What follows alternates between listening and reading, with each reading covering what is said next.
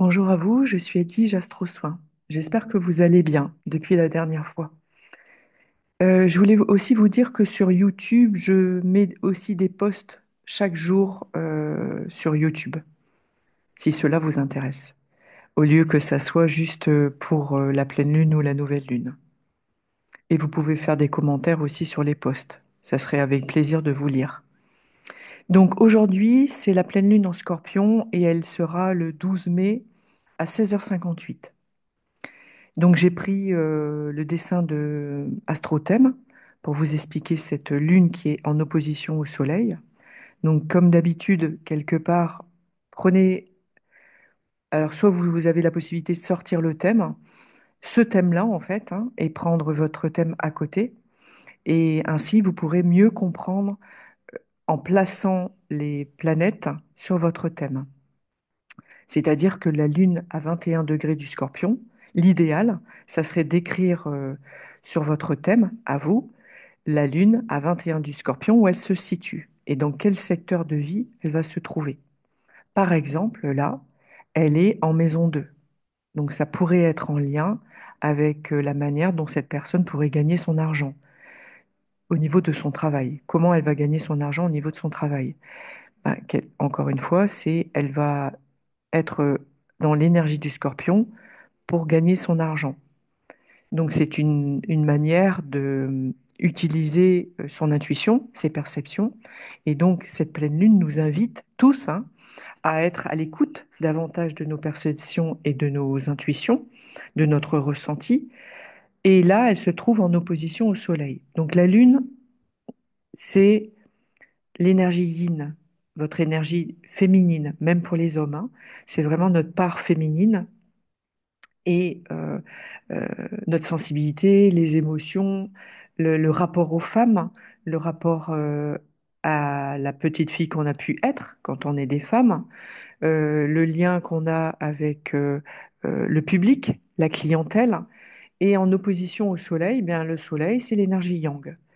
Donc l'énergie yang, le côté masculin, le père, le père spirituel, l'homme hiérarchique, quelque part, il se trouve en maison 10 par exemple, hein, et notre manière d'être en lumière. Et là, cette pleine lune, euh, eh bien, elle est vraiment dans cette opposition. Alors, on dit toujours une opposition, c'est une contraction, une distorsion, mais ça peut aussi rééquilibrer.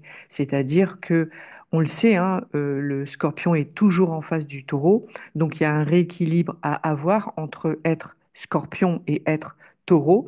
Le taureau, c'est la matière, le côté du socle, du territoire, de l'alimentation, hein, donc voilà, ça c'est le taureau, et essayez d'imaginer justement l'animal qui est dans son territoire. Et le scorpion, c'est aussi l'animal où lui, eh bien, il peut être enfoui sous le sable, comme parfois il peut sortir. Et alors oui, vous allez me dire, il va attaquer. Il attaque pas forcément les scorpions. C'est pas, c'est s'il se sent attaqué, oui, il peut être sous la défensive, mais c'est là où, quand je parlais de la matière, le côté matérialiste du taureau, eh bien, en face, c'est le scorpion. Lui, il est plutôt dans l'immatériel. Il est plutôt en lien avec le monde des défunts, le monde de l'invisible. Et c'est pour ça qu'on parle de perception, intuition. Et cette pleine lune, justement, ça nous permet de regarder comment on va intérieurement dans nos ressentis et comment on est dans notre manière de concevoir notre matière, le côté matérialiste, notre travail, comment on va mieux gagner, enfin, quelque part, oui, c'est est-ce qu'au jour d'aujourd'hui, on est heureux euh, dans notre valeur matérielle, dans ce qu'on a, dans le avoir, et je dirais que le scorpion, c'est dans l'être. Le taureau, c'est faire. Voilà, c'est est-ce qu'on est vraiment tout le temps dans le faire et cette pleine lune peut-être nous demande justement de rééquilibrer le faire et l'être, de ne pas être trop dans le faire et ne pas être de trop dans l'être, avoir vraiment les pieds sur terre, être cette antenne cosmotellurique où on est connecté avec le divin et on est connecté avec la terre, avec l'intra-terre. Et on remarque, lors de cette pleine lune, le Soleil, il est à côté de Uranus. Donc, on sait qu'il y a quelque chose qui, c'est des événements euh, au niveau de la Terre, hein. Il y a des changements, du renouveau, beaucoup de séismes, beaucoup de tremblements de terre, beaucoup de catastrophes, hein, qu'on remarque actuellement au niveau du monde et aussi vis-à-vis des guerres pour avoir son territoire, entre guillemets. Et on voit bien que tout est ébranlé, quoi. Et je dirais que là où ça sera particulier, ça sera le 17 mai. Pourquoi? Parce que le Soleil sera totalement en conjonction avec Uranus. Donc, encore une fois, je vous invite à observer cette journée du 17 mai. Qu'est-ce que vous allez faire le 17 mai? Quelles vont être les synchronicités? Est-ce que vous allez parler de matériel, d'alimentation, de connexion avec le divin? Votre manière de croire aux choses, en fait, hein, vos croyances ou non, les personnes qui sont athées, est-ce qu'il va y avoir un événement particulier ce 17 mai? Pourquoi? Parce que le Soleil, c'est la lumière, et Uranus, pardon, en tarot, c'est la maison de Dieu. Donc, la foudre qui tombe sur le bâtiment, mais sur notre structure intérieure. Donc il y a un changement qui va s'opérer le 17 mai à l'intérieur de nous, dans notre valeur du taureau. Et on remarque aussi que la Lune, eh bien, elle est accompagnée de Junon. Junon qui, lui, aussi, hein, est en scorpion. Donc on est plus dans un sentiment d'être dans l'authenticité, l'honnêteté. Avec le scorpion, c'est ce côté magnétique, hein, fort et magnétique, sensuel.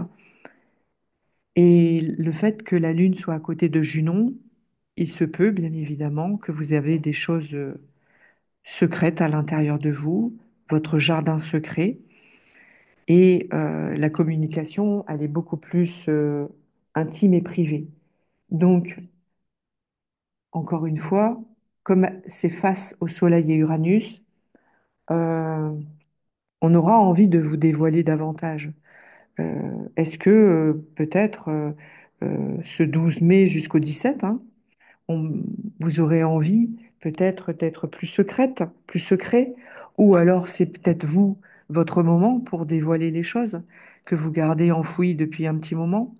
Euh, donc voilà, c'est un moment privilégié où il est important de se libérer des choses qui vous ont blessé. Alors soit vous arrivez à le dire par le verbe, ou soit ça sera par l'écriture.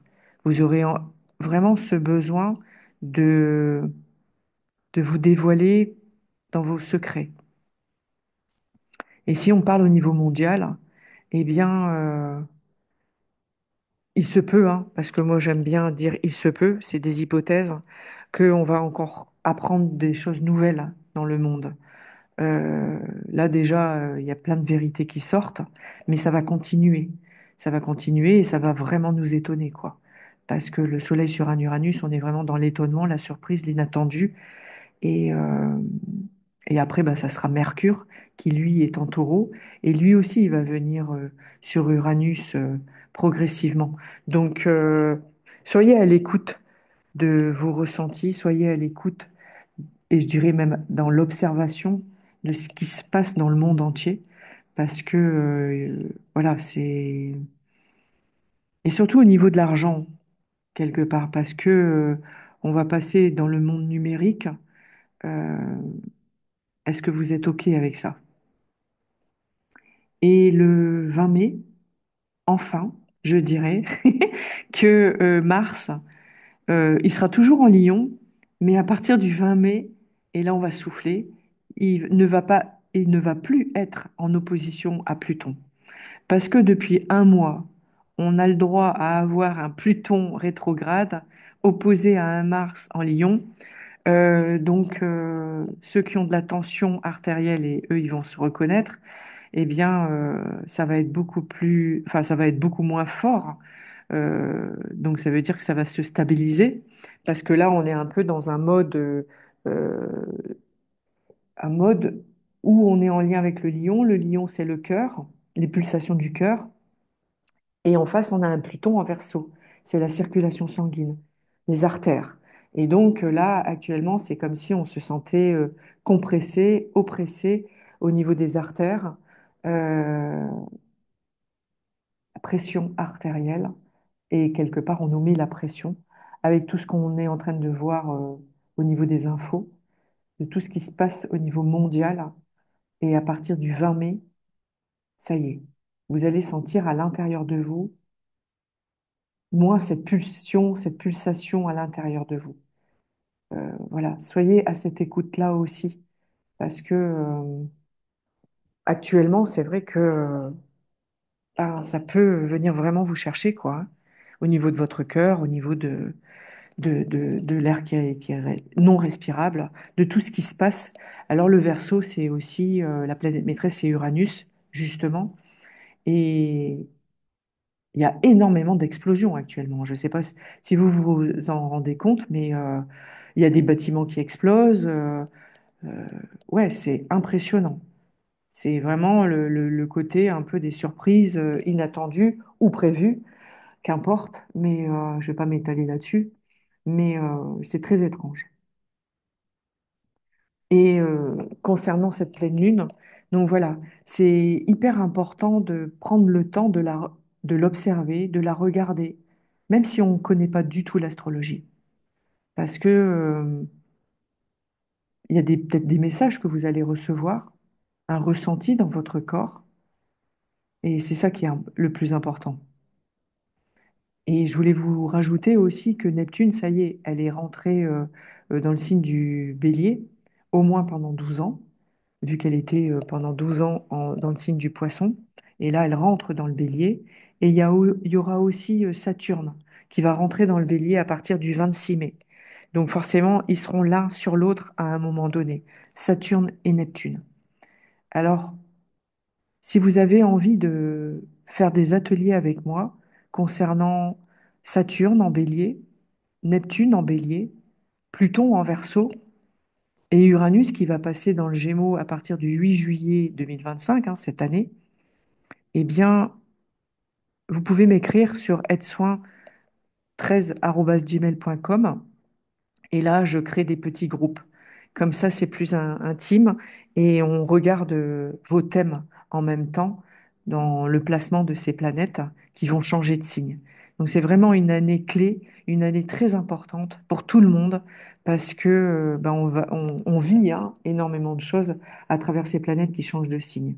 Donc là, j'ai oublié de vous dire que cette pleine lune, eh bien, elle va beaucoup plus toucher, indirectement toucher, les personnes qui sont ascendant scorpion, à 21 degrés du scorpion, par exemple, et jusqu'au 30 du scorpion.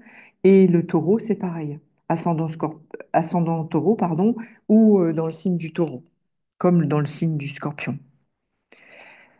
Et je voulais donc passer à l'autre cartographie, hein.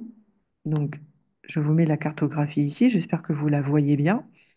Donc, vous voyez, au milieu, on est sur Paris, en France, et bah, qu'est-ce qui est traversé en France? C'est le milieu du ciel, donc la carrière. Donc, on parle beaucoup de travail hein, au niveau de la France. Comment est-ce que vous êtes heureux dans votre travail? Et cette pleine lune, on voit que du côté des États-Unis, du Mexique, de de Cuba aussi, oui, c'est comme la dernière fois.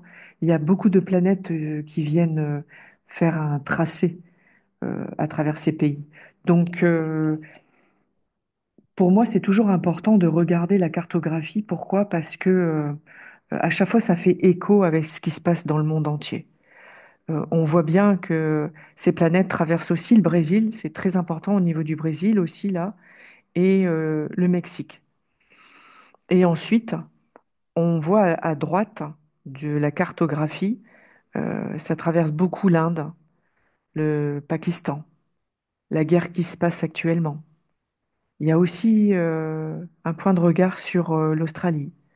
Donc, qu'est-ce qui va se passer au niveau de l'Australie? Donc, il y a la Lune qui traverse, donc toutes les émotions. Il y a la... Donc, forcément, s'il y a la Lune, il y a l'opposition au Soleil. Donc, il se peut que les personnes qui sont en Australie vont sentir davantage cette pression qui peut être mise à travers le monde du matériel.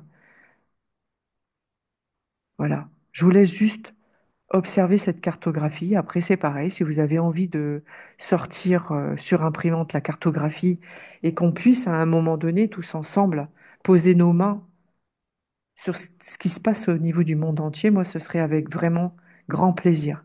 Donc, si vous êtes OK avec ça, vous pouvez me laisser un commentaire sur, sous cette vidéo et vous me dites si vous êtes disponible pour pouvoir faire des soins sur la cartographie. Voilà ce que je pouvais vous dire aujourd'hui. Je vous souhaite une très très belle journée. Restez centrés, restez bien ancrés, les pieds bien enracinés. Qu'elles vont chercher vos racines, elles vont chercher le cristal émeraude sous la terre pour rester reliés avec la terre. Je vous souhaite une très très belle journée et à bientôt.